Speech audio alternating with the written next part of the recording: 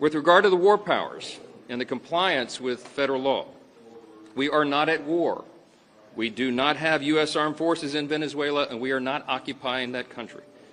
The Constitution gives Congress the power to declare war, that is true, but it also vests the President of the United States with vast authorities as Commander-in-Chief.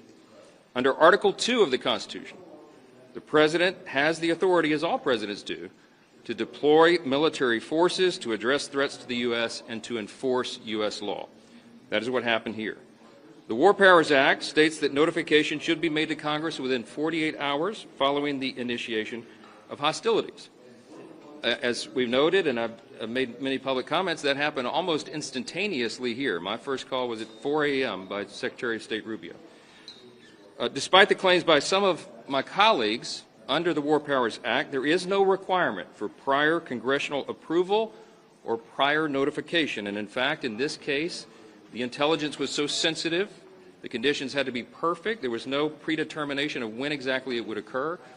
And if there had been prior notice, even assembling the Gang of Eight, for example, during the December holiday, it would have set off alerts and very likely might have been a leaked situation which could have caused great damage to our forces, our troops there.